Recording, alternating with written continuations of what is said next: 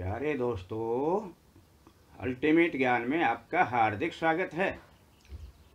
जय माता दी। दोस्तों, हम आपको बताने जा रहे हैं कि शत्रुओं के पैदा होने में यह एक कारण अपना महत्वपूर्ण रोल अदा करता है।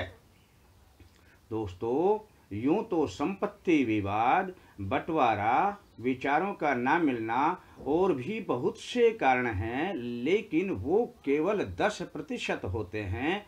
लेकिन 90% शत्रुओं के पैदा होने में जो कारण हम बता रहे हैं वो अपना महत्वपूर्ण रोल अदा करता है।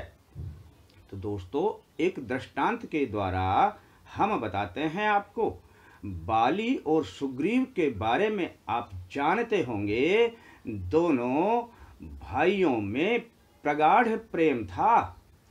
दोस्तों, इतना प्रगाढ़ प्रेम होने के बावजूद भी दोनों एक दूसरे के इतने शत्रु हो गए कि जीवन के ही प्यासे हो गए। दोस्तों, किस प्रकार हुआ यह सब?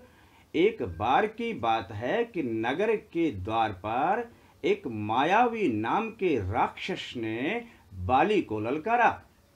उसकी ललकार को बाली सहन नहीं कर सका और उसके पीछे दौड़ पड़ा। बस दोस्तों, उनका भाई भी सुग्रीव भी उनके पीछे पीछे चल दिया। एक पर्वत की गुफा में मायावी नाम का राक्षस घुस गया, तो उसके पीछे पीछे जब बाली उस गुफा में प्रवेश करने लगा तो बाली ने अपने भाई सुग्रीव से कहा कि एक पखवाड़े तक यानी 15 दिन तक आप मेरा इंतजार करना गुफा के मुख्य द्वार पर ही, और यदि 15 दिन तक मैं नहीं आता हूँ तो समझ लेना कि मैं मर चुका हूँ। बस दोस्तों, भाई की आज्ञा पालन करने के लिए वह 15 दिन तक उस गुफा पर ही डटा रहा।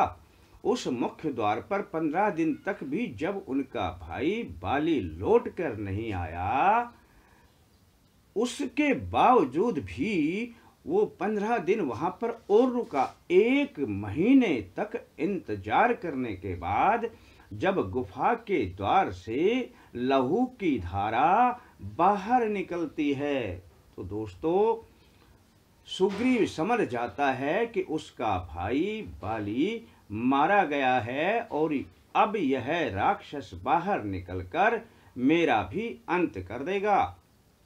बस दोस्तों, उन्होंने गुफा के मुख्य द्वार पर बहुत बड़ी शिला यानी पत्थर को इस प्रकार सरका दिया कि अंदर से बाहर ना निकला जा सके, और वह अपने नगर को वापस आ गया।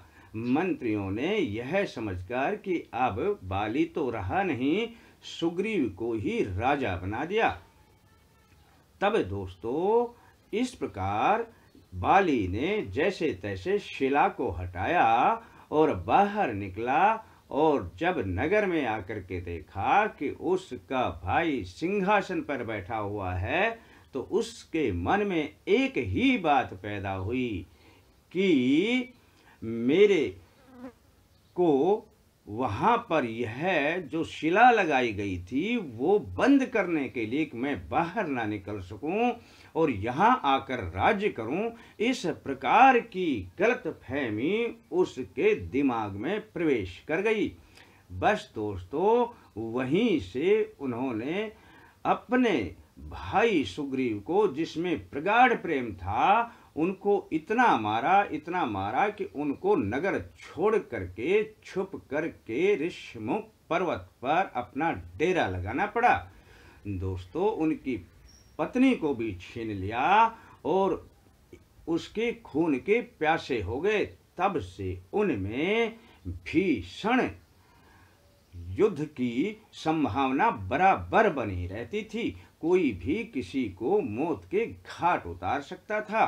दोस्तों, कैसे हुआ यह सब?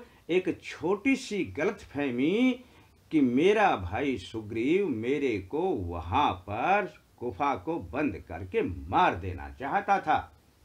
बस दोस्तों, यही गलतफहमियां हर प्रकार के अपने दोस्तों में, पड़ोसियों में, संबंधियों में, जिनसे भी आपका प्रेम है उनमें भी ये पैदा हो जाती हैं। और दोस्तों, हम समझ नहीं पाते और ये गलतफहमियां शत्रुता का रूप ले लेती हैं। तो दोस्तों, अपने शत्रुओं से बचने के लिए इन छोटी छोटी गलतफहमियों को शुरू में ही दूर कर लीजिए।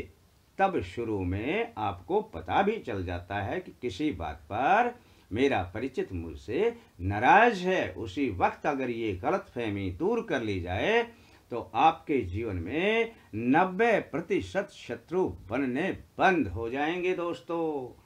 तो कैसा लगता है दोस्तों आपको अपना यह प्रोग्राम? यदि आपको पसंद आता है तो आप इसे सब्सक्राइब भी कर सकते हैं। तो फिर मिलेंगे दोस्तों अगले अंक के साथ। तब तक के लिए धन्यवाद।